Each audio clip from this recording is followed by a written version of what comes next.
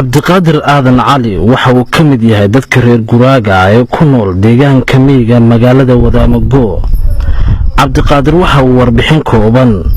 ka siiyay telefishinka Bulsha TV sheeko jacayl oo dhex martay isaga iyo in lagu magacaabo Ismahaan Maxamed Cali isla markaana ay ku wada noolaayeen deegaanka miyiga magaalada Wadaamago ee gobolka Saraar. cabdiqaadir waxaa nooga warantaa sheekadu sida ay ku dhacday ee idin dhex martay adiga iyo inantan Ismahaan. yaasiin aad iyo aad baan idin mahadinayaa bahdiina Bulsha TV ee maanta igu soo booqatay deegaankan qisadiidan sidii ka sheekayn doono si wacan iyo sida ay u dhacday inanta iyo aniga qisadan dhex martay. anigu niyow waxaan ahaa reer miyiga kadib inanta waxaan ahayn dad bulsho wada socota oo meel wada guurta oo had iyo goor dhaanka iyo xoolaha iyo baan wada aroori jirnay. kabacdi inantii waxa aad baan inantii u jeclaaday, inantii waanu sheekaysanay. inantii markii iyadoo arrinkaygu iska dhowdhow yahay inantii iyo anigii waxaana soo dhex galay dad baana soo dhex galay. adigu inantii waa laygu diray, inantii kamaan hadhin anigoo sidii u daba socda ayaa waxaa yimi oo xagga qurbaha aad ugu raagay. hadii goor wada tagayeen dadku waxay isfaamiliyaan nin oday ah oo aad u da'weyno faamiligoodiiba xagga dibadda ka yimi. adigu malaha gobolka Togdheer iyo meel buu soo degay. waxa loo sheegay wixii odaygiina bandoonaya waxa la ninkii hebel miyiga deganaa aan isku faamiliga ayaa inan haya. ninkii uu yimi inantii adigu reerkii adigu lama hadlin ku nin buu hadaa adigu lacag buu isticmaalay. adigu inantii baa la siiyay ninkii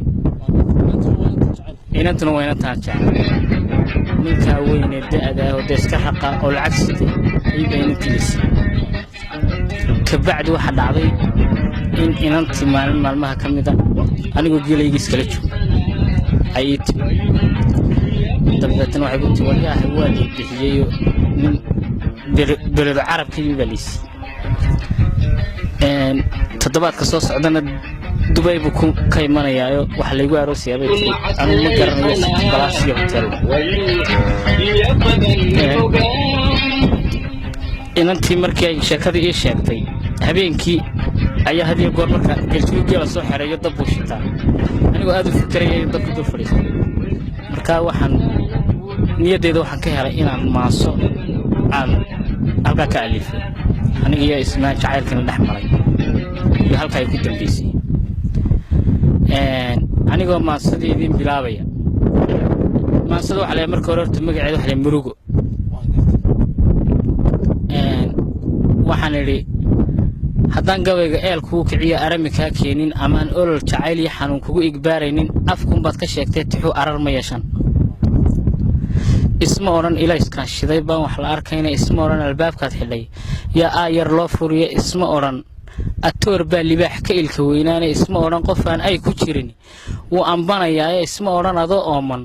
baad webi ag taagnaana, isma oran axdiga tii gashay yaan oofin garanayna, isma oran Ismahaan baan kala ku arki doontaa.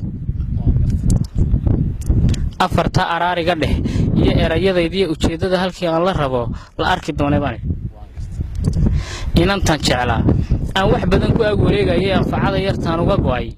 aan eegi kari waayay inantan aleelkii hurdada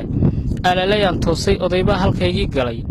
oo lagu alhuumay kii aan 2 usbuuc joogin buu soo ardaa dhigay afka kama hadline abu bidaar reerkii ku asqay أبو بدار غيرك العقب استعمال قبل لا شاكيستي ما هي العقب بسيطة أنا العقب ما هي هلا راعة أنا العقب ما هي ستة حتى كوها هي هلا راعة أفكر كما هذين أبو بدار غيرك كويس قية إن يرجورتي لقيت شوقي بين أنت سيانة يدنا ميجيني نخسي وعروسيني أنا بأواري كهاري قولي أبارد وركوتالا يعيل أنا يجو أبو رينا سيدي أي رجال oo kareeb lagu ulaynayo oo eedega ilmihii ugu jiray laga afduubayo waxa la ogaamaya arami weeyaan inna ooridiisii oo la dhacay kama adkaysteen inanta intaasoo sanaan weejoogno xaq lama xisaabiyay markaa inaan qabo oo kale ayaaba ka soo qaado waxaan inna ooridiisii oo la dhacay kama adkaysteen ها أفرتا أراري قد هي إرياضة دي وشيدة هالكي أن لا ربو لا أركي دوني جيران ساعة كسوقات iyo sanad ololeysay imtixaan darteed kolan u galo ana jalagoyo ataag iyo dhufeys kolan qoto aan jilbaha aasto waa jilbaha aasto awal tabaara la iga dhacay wixii baariisi aroos taani wuu celinaya inantii fiicnaydii hadii ay bahay idan ka dhigo aan aradka sii joogo inantii odayga mar waan kala eriyay bal ogaada san wax waa joorag saqon way oo yasiilo dibarku waxay lagu dhacay adii goraaka yaalmeel qaadanaa qabiil daaka yaalmeel qaadanaa marka lacag waayay dii waxa si aake oo ee doono akura gurigu yaal wakiigeel lagu raacay halka waxaan xitaa maagayo aan wax dadkii ugu diray waxaan afarta araariga dhahiyeerayadaydi ujeedada halkii aan la rabo la arki doone aad iyo aad kuwii nabcay sarki doonay intay xun ku sheegi jiray isarki doonay agnaanimo kuwii igu daniyay isarki doonay waxa leeyahay ninkan reermiga agnaanka maxaa ku falaysaa bal ninka lacagta la baan ku haynaa ha agnaanimo kuwii igu daniyay isarki doonay kuwii odayga koolkoolin jiray isarki doonay Suuriyada ragii alamsaday isarki doonay od ka islaamii u jaray isarki doonay od ka waxa leeyahay muqmadan xeeriya waa muqmadii xeeriya Oscar ha od ka islaamii u jaray isarki doonay Arabiya markuu aadiyo dib u abraaray eribodka kiigay isarki doonay bal ogaada san wuxuu ajooraysan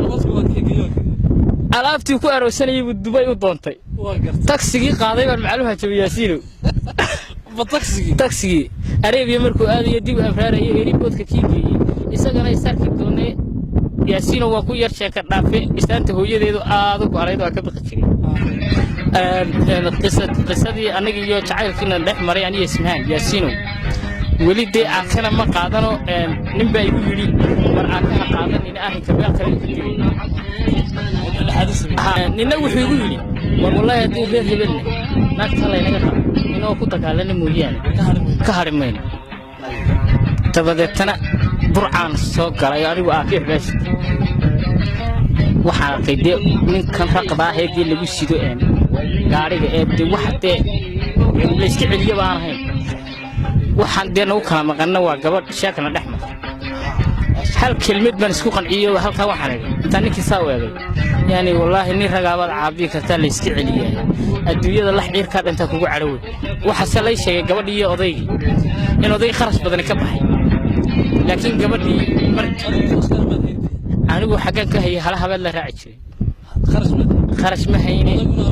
odayguna dee lacag buu isticmaalay laakiin waxa la sheegay inay gabadhiiba odayga ka carartay oo reerkiiba uu dumay ayaa la sheegay sidan jacaylka ay dhaxmartay Cabdiqaadir Aadan Cali iyo Ismahaan Maxamed Cali waxa idila socodsiinaya anigoo wariyaasiin baal dahaba Bulsha TV magaalada Caynab